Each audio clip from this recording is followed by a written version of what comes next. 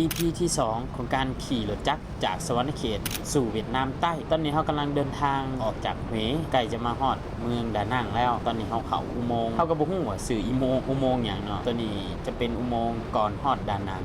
บรรยากาศ2ข้างทางเป็นธรรมชาติเนาะอากาศดีเลยมื้อนี้บ่ร้อนแล้วก็ฝนบ่ตกแต่ว่าทางหน้าน่ะตกเฮาขี่มาเรื่อยๆแล้วก็ฮอดอุโมงค์อีกแล้วเนาะทุกคนมีประมาณ3-4อุโมงค์นี่แหละก่อนจะฮอดเมืองดานังเพราะว่าใน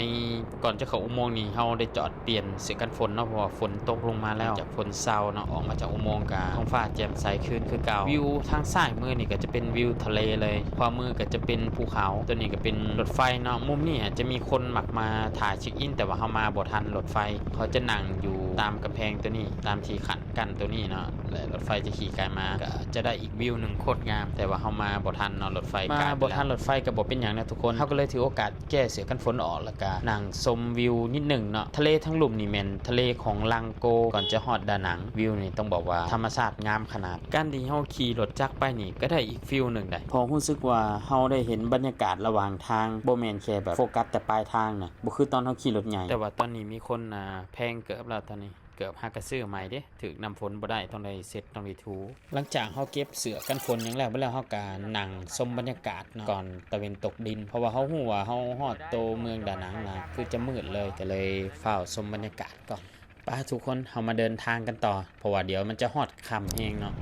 และเส้นทางเขาตัวนี้ก็จะเอิ้นว่าเส้นทางเดลหายเวินหรือว่าเขาหายเวินเนาะคนจะมักมาเช็คอินเป็นอีกหนึ่งแลนด์มาร์กก่อนจะฮอดเมืองดานังเขาก็จะมาเช็คอินกันอยู่นี่เนาะถ่ายรูปกับอันยังเกาะเขาเอิ้นตัวนี้ ถ่ายรูปกับอันป้ายโตมันสะท้อนนี่เด้กระจกนี่นะโอเคหลังจากเช็คอินถ่ายรูปแล้วเขาก็เดินทางกันต่อเลยเพราะว่ามันเริ่มจะมืดแล้วตอนนี้ต้องฝ่าวไปเนี่ยหลังจากมาฮอดดานังเขาก็ได้เข้าไปเช็คอินเอาห้องแล้วเขาก็ออกไปหาเลาะในเมืองนิดนึงแล้วก็หาแนวกินจากกินแล้วเขาก็เข้าไปนอนเลยทุกคนเพราะว่ารู้สึกว่าเขาเมื่อยเนาะเขาออกรถแต่5 โมงแจ้งจนฮอด8 โมงแรง7 โมงแรงนะมันต้องเป็นการเดินทางจากดานังไปฮอดเวียดนามใต้นี่จากมืออื่นไปถึงจะมันแน่นอนทุกคนฝากทุกคนกดติดตามเป็นกำลังใจให้เฮาใน EP 3อย่าเฝ้าเบื่อทิมปากันได้ทุกคน EP 3รับรองว่ามันแน่นอน